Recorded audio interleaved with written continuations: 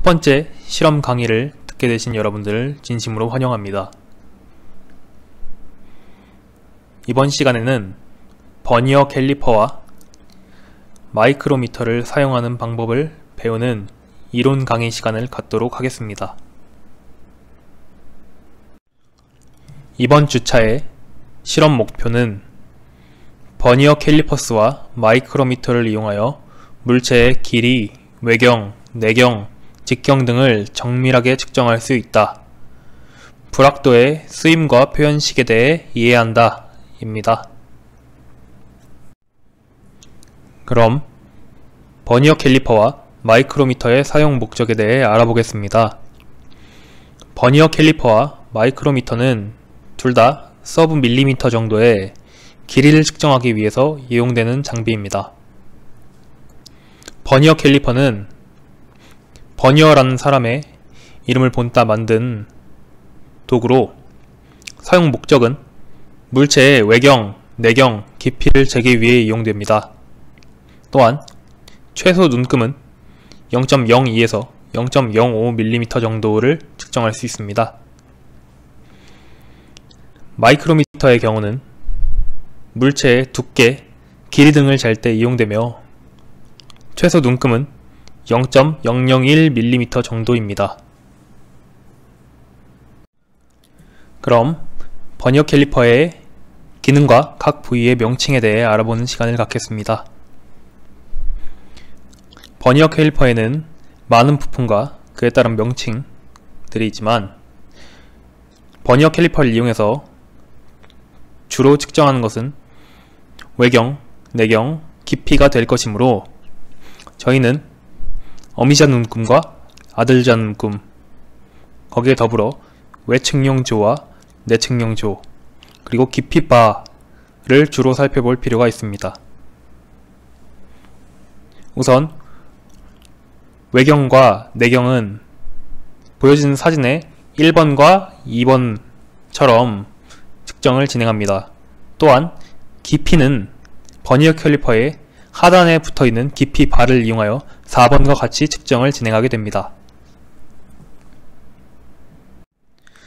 측정값을 읽기 위하여 꼭 알아야 하는 것 두 가지가 주척과 부척입니다. 주척이란 아까 설명했던 어미자 눈금이라고도 하며 길이를 부척에 비하여 비교적 큰 단위까지 잴 수 있습니다. 주척은 인치와 밀리미터 등의 단위로 잴 수 있고 주로 1mm에서 0.5mm 정도를 가지게 됩니다. 부척은 아들자 눈금이라고도 하며 주척에 비하여 작은 길이 단위를 잴 수 있는 눈금입니다. 부척의 단위 또한 밀리미터와 인치 등을 가지지만 부척은 주척을 주로 10등분, 20등분, 50등분 등으로 나누며 주척이 1mm 단위인 버니어 캘리퍼가 있다고 했을 때 읽을 수 있는 길이는 10등분일 때 0.01mm, 20등분일 때 0.005mm와 같습니다. 그럼 본격적인 실험 실습에 들어가기 앞서 버니어 캘리퍼의 측정 방법에 대해 알아봅시다. 보이는 그림과 같이 주척이 1mm, 부척이 0.05mm인 버니어 캘리퍼가 있다고 합시다. 사진에서 보이는 것과 같이 주척의 숫자가 센티미터 단위로 쓰여있는 경우도 있으나 눈금은 밀리미터 단위입니다. 이때 우리는 물체의 외경을 잰다고 가정했을 때 외경 측정용 조를 물체에 딱 맞게 물린 다음에 부척의 0 눈금이 위치한 곳에 주척 눈금을 읽어 큰 단위를 맞출 수 있습니다. 가령 사진에 나와 있는 것과 같다면 주척의 눈금이 55점 몇 밀리미터를 가리키기 때문에 주척의 눈금은 55mm라고 보시면 됩니다. 또한 그 다음에는 주척의 눈금과 부척의 눈금이 일치하는 곳을 읽어주시면 됩니다. 사진과 같은 경우에는 2라고 쓰여진 곳에 눈금이 주척과 부척이 일치하므로 0.2mm가 부척의 눈금이 되는 것입니다. 따라서 주척의 눈금 55mm와 부척의 눈금 0.2mm를 더해 재고자 하는 길이는 총 55.2mm가 됨을 알 수 있습니다.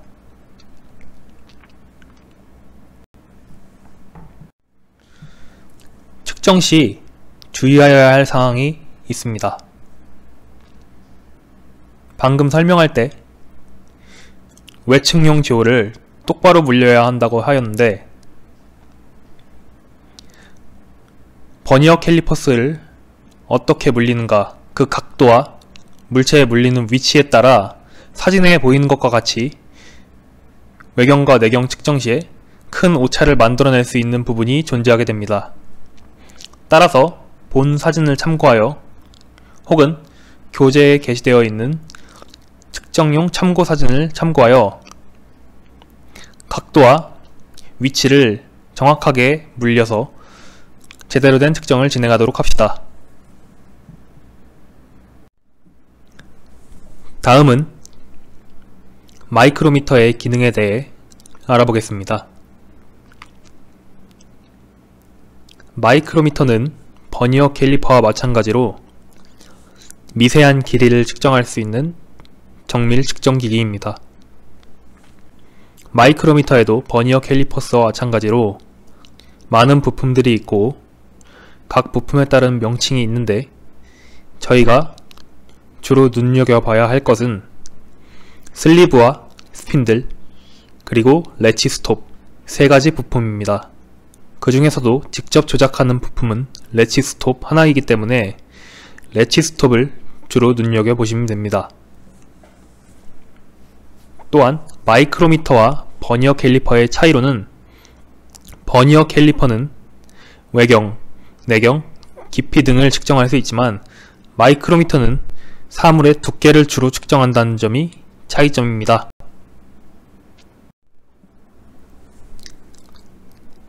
방금 설명했듯이 마이크로미터에서 직접 조작하는 부품은 레치 스탑 하나입니다. 레치 스탑은 돌리개라고도 하며 말 그대로 나사와 같이 돌려서 스핀들을 조이거나 풀 수 있는 부품입니다. 또한 내측 슬리브와 외측 슬리브로 구분되어 있는 몸체에는 눈금이 각각 새겨져 있습니다.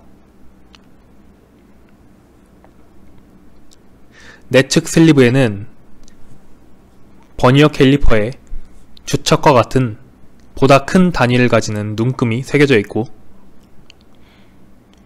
편의상 이를 주척이라고 한다면 주척의 눈금은 0.5mm, 1mm 등이 있습니다. 마찬가지로 외측 슬리브에는 버니어 캘리퍼의 부척과 같은 작은 단위의 눈금이 새겨져 있고, 이를 심블이라고도 부릅니다.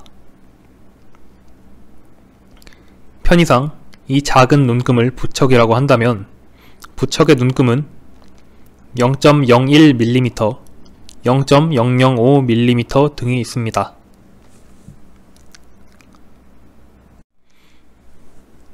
다음은 마이크로미터 역시 버니어 캘리퍼와 같이 실험을 시작하기 전 측정을 진행할 수 있는 방법에 대해 알아보도록 하겠습니다.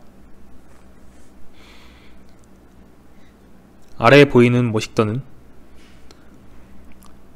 마이크로미터의 안쪽 슬리브와 바깥쪽 슬리브를 간략하게 표현한 것입니다. 주척의 한 눈금이 1mm, 부척의 한 눈금이 0.01mm인 마이크로미터가 있다고 합시다. 지금 주척의 눈금이 위의 눈금을 기준으로 했을 때 6점 몇 밀리미터를 가리키고 있고, 부척의 눈금은 0.36 몇 밀리미터를 가리키고 있습니다. 따라서 물체의 두께는 약 6.36 몇 밀리미터가 되나 6.369에 가깝기 때문에 6.369mm라고 할 수 있습니다. 이때 마지막 숫자 9는 눈대중으로 짐작한 것이기에 불확실합니다. 따라서 신뢰할 수 있는 숫자가 아닙니다. 이러한 애매함 때문에 우리는 불확도와 유효 숫자를 도입하여 보다 자세히 길이를 계산할 필요가 있습니다. 또한 신뢰할 수 있는 숫자를 알아야 할 필요가 있습니다. 우선 표준 불확도에 대해서 알아봅시다. 표준 불확도란 평균값과 표준 편차를 이용하여 정의할 수 있는 값입니다. 우선 평균값은 다음과 같이 정의됩니다.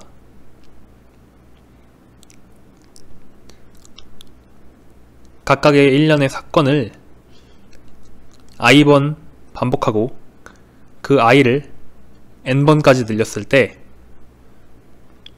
모든 측정값을 더한 다음에 총 시행횟수 n으로 나누었을 때 얻을 수 있는 값이 평균값입니다. 또한 편차를 구하게 되면 이 편차는 각 시행시에 측정해서 얻은 값 xi와 평균값 x바의 차를 구했으면 이 값을 우리는 편차라고 부릅니다. 또한 편차의 평균은 평균의 정의에 의해서 0이 되게 됩니다.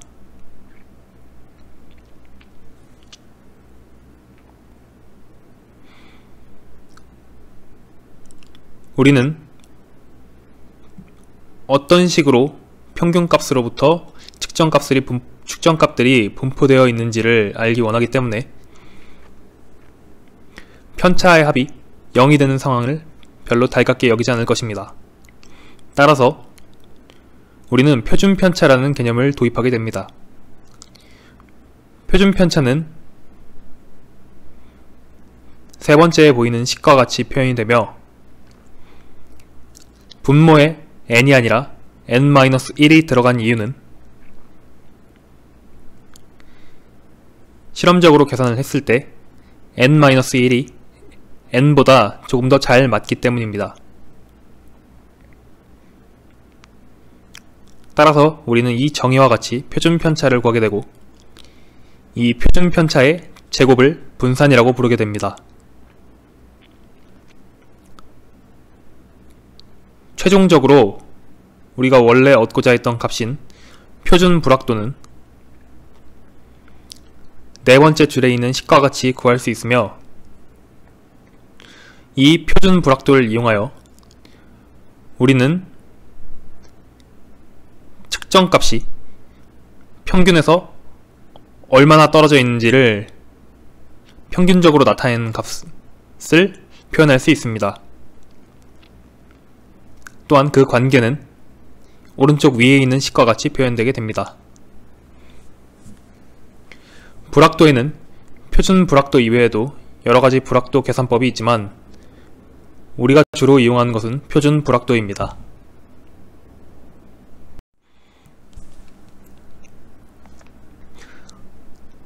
다음은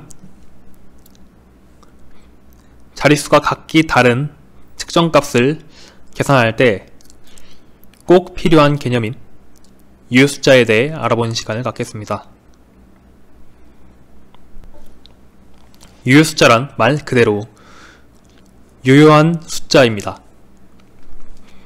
이 유효숫자를 표현하는 데는 그 크게 4가지 규칙이 있는데, 우선 첫 번째로 가장 큰 자릿수가 0이 아닐 때 우리는 이를 최상 유효 숫자라고 부릅니다.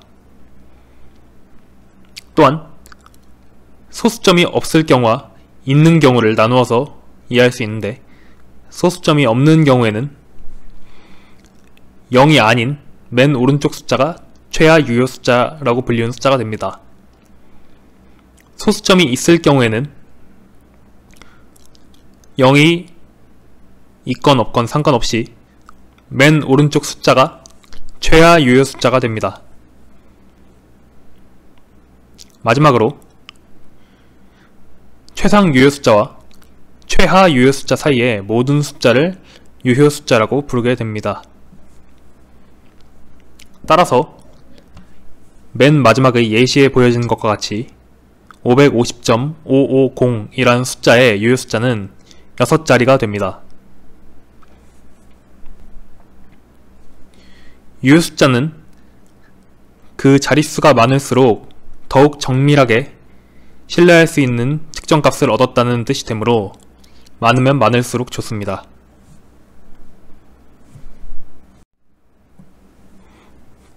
다음은 유효 숫자를 연산에 이용하는 방법 혹은 연산이 이루어진 후 유효 숫자의 자릿수를 구하는 방법에 대해 알아보도록 하겠습니다.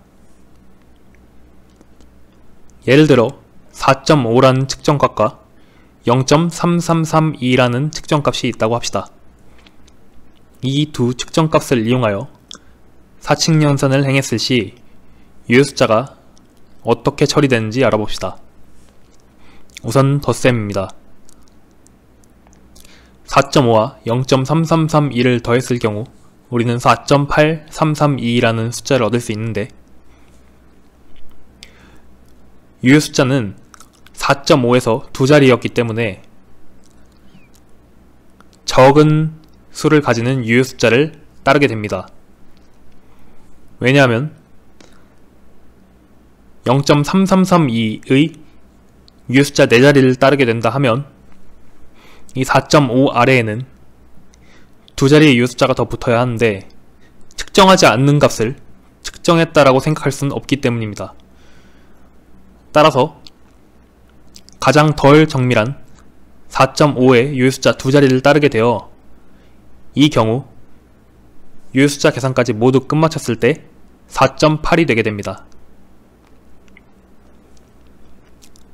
뺄셈도 마찬가지로 덧셈과 같이 4.5가 두 자리 유효 숫자를 가지므로 4.5에서 0.3332를 뺐을 때 4.1668을 가지게 되고, 두 자리에 맞추어 소수점 아래 두 번째 자리에서 반올림을 하면 4.2에 계산된 두 자리 유효 숫자의 답을 얻습니다. 가장 적은 자릿수의 숫자에 맞추어 유효 숫자를 계산하는 것은 곱셈과 나눗셈 혹은 다른 연산에서도 유효합니다. 따라서 두 숫자의 곱에서 유효 숫자의 계산까지 모두 끝마쳤을 때 우린 1.5의 결과값을 얻게 되고, 나눗셈에선 14의 결과값을 얻게 됩니다. 언제나 유효 숫자의 아래 자릿수에서 반올림을 하여 처리합니다.